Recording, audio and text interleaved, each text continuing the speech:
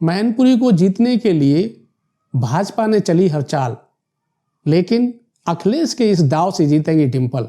नमस्कार, मैं हूं उदय यादव। हिंदी वार्ता में आपका स्वागत है। मैनपुरी लोकसभा चुनाव कड़े मुकाबले में फंस गया है। भारतीय जनता पार्टी मैनपुरी को जीतने के लिए हर दाव चल रही है। मैनपुरी भारतीय जनता पार्टी के लिए बेहद महत्वपूर्ण है।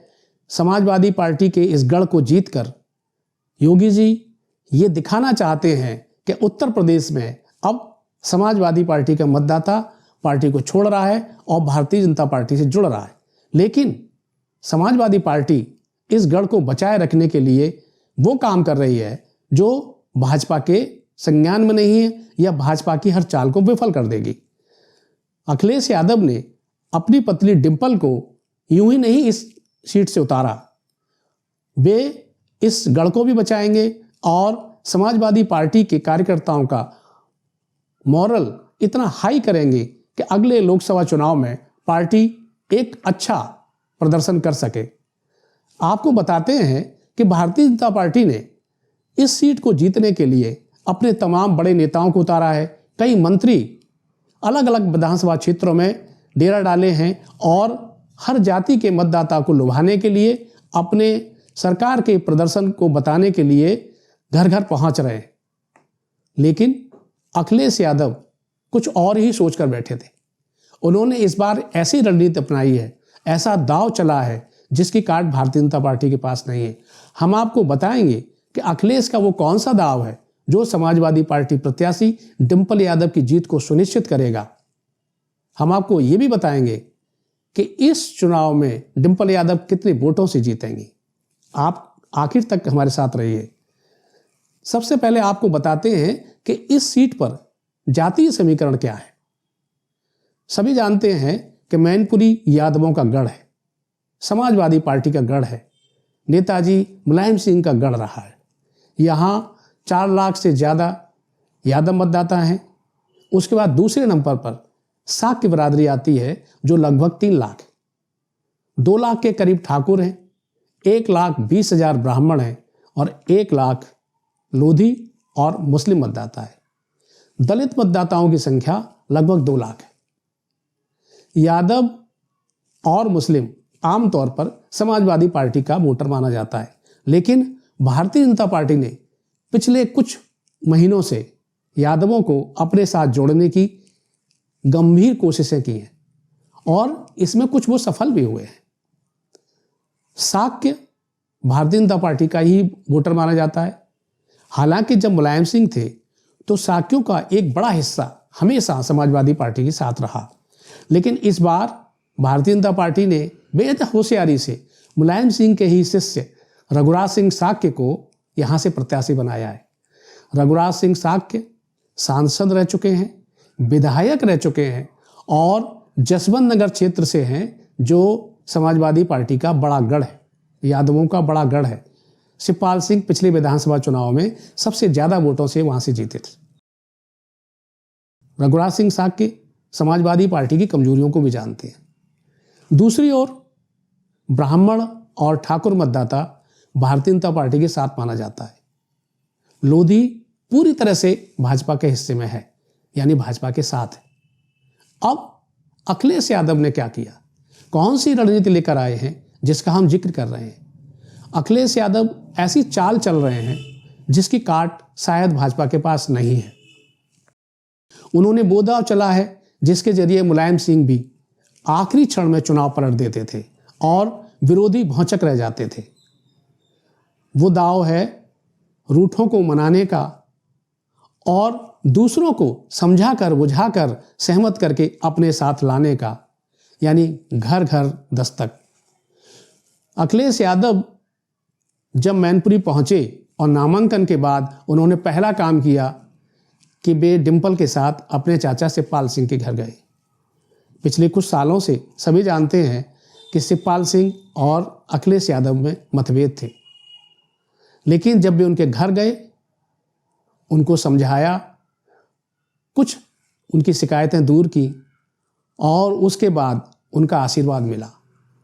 शिवपाल सिंह बाहर आए और उन्होंने ऐलान किया कि हर हाल में बहू को जिताना है। हर हाल में इस गढ़ को बचाना है और अब मेरे जीते जी परिवार में कोई मतभेद नहीं होगा, सब एकजुट रहेंगे। इस ऐलान का प्रभाव हुआ। जहां कार्यकर्ताओं में उत्साह बढ़ा, वहीं भारतीय जनता पार्टी में चिंता पैदा हो गई और वो तुरंत देखने को मिली। मुख्यमंत्री ने शिवपाल सिंह को पेंडुलम तक कहा और उनको जो सुरक्षा व्यवस्था मिल रही थी उसमें कटौती कर दी गई। सरकार की कड़ाई का ये परिणाम हुआ कि प्रोफेसर रामगोपाल चुनाव आयोग के दरवाजे पहुंचे। इस सब के बावजूद अखिलेश यादव अपने अभियान पर जुट गए। उन्होंने सबसे पहले उन लोगों का आशीर्वाद लिया, उन लोगों की नाराजगी दूर की, उन लोगों के घर पहुंचे जो नेताजी के करीब थे, जो नेताजी के साथ रहे थे। समाजवादी पार्टी के अलग अलग जातियों के वे लोग जो समाजवादी पार्टी की ताकत रहे हैं, उनके घर पहुंचे और उन्हें मनाया। वे सब उनके साथ आए। इसके बाद उन्होंने ब्राह्मण, लोधी, कायस्थ, ठाकुर सभी जातियों के भारतीय जनता पार्टी के नेताओं के दरवाजे खटखटाने शुरू किए और उसका फल भी दिखा। एक हफ्ते पहले भारतीय जनता पार्टी के वरिष्ठ नेता वे लालू वर्मा के घर पहुंचे। लालू वर्मा एक वरिष्ठ व्यापारी नेता हैं और उनके समझाने और उनके बात रखने का, मिलने का ये परिणाम हुआ कि लालू वर्मा भारतीय जनता पार्टी छोड़कर खुलकर समाजवादी पार्टी के साथ आ गए और उसका प्रचार करने लगे। इसी तरह से अखिलेश यादव कई और नेताओं के घर भी पहुंचे। भोगांव क्षेत्र में एक गांव है अलीपुर खेड़ा। ये ब्राह्मण बाहुल एरिया है और लोधी मतदाता भी इस एरिया में काफ़ी हैं। इनको अपने साथ जोड़ने के लिए अखिलेश यादव ने यहाँ डिम्पल यादव की एक सभा करवाई और उसके बाद खुद भी एक सभा की। इस सभा का परिणाम यह हुआ कि लोधी बिरादरी के एक नेता अभिलाष सिंह लोधी, जो काफ़ी प्रभावशाली हैं, वे भारतीय जनता पार्टी छोड़कर समाजवादी पार्टी में शामिल हो गए। उनके आने से लोधी मतदाताओं पर समाजवादी पार्टी का प्रभाव बढ़ेगा, उनका साथ समाजवादी पार्टी को मिलेगा।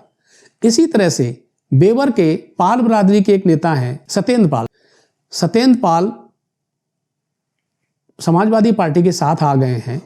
इससे जो पाल बिरादरी पूरी तरह से बीजेपी के साथ थी, चूंकि एसपी सिंह बघेल भारतीय जनता पार्टी के वहाँ से बड़े नेता हैं, उस क्षेत्र में भी लगातार काम कर रहे हैं। ऐसी हालत में सत्येंद्र पाल का सपा के साथ आना, अखिलेश के साथ आना एक बड़ी सफलता है। पाल बिरादरी का वोट अगर मिलता है तो सपा की ताकत बढ़ेगी। वहाँ करहल रोड पर ठाकुरों का भी एक गांव है नंगला जुला। ये बड़ा प्रभावशाली गांव है। इसका अनुमान इससे लगाएं कि यहाँ से 3 विधायक हुए हैं। वर्तमान में भारतीय जनता पार्टी के विधायक हैं धर्मपाल सिंह, जो आगरा से विधायक हैं। एक पूर्व विधायक है अशोक चौहान। अखिलेश यादव अचानक यहाँ गए और यहाँ सभा की। इनकी सभा का परिणाम हुआ कि अशोक चौहान का साथ समाजवादी पार्टी को मिल रहा है। समाजवादी पार्टी के लिए वो काम कर रहे हैं। इस तरह से अखिलेश यादव दूसरी जातियों के लोगों को अपने साथ जोड़ रहे हैं, समाजवादी पार्टी का प्रभाव बढ़ा रहे हैं, उसकी ताकत बढ़ा रहे हैं। कल का दिन अखिलेश यादव और समाजवादी पार्टी दोनों के लिए बड़ा व्यस्तता भरा दिन था। शिवपाल सिंह अलग सभाएं कर रहे थे। जसवंत नगर में कल डिम्पल यादव ने एक विशाल रोड शो किया, जिसमें आदित्य यादव और अंशुल यादव पूरी तरह से जुटे हुए थे। दूसरी तरफ अखिलेश यादव ने मैनपुरी के कई क्षेत्रों में अलग अलग जगह अलग अलग समाज के नेताओं के घर जाकर बातचीत की और उन्हें अपने साथ आने के लिए मनाया। सबसे पहला नाम पिंकी जैन का। समाजवादी पार्टी के पास इस समय मैनपुरी में कोई जैन नेता नहीं है। एक सतीश जैन होते थे, उनके निधन के बाद से कोई प्रभावशाली व्यक्ति नहीं है।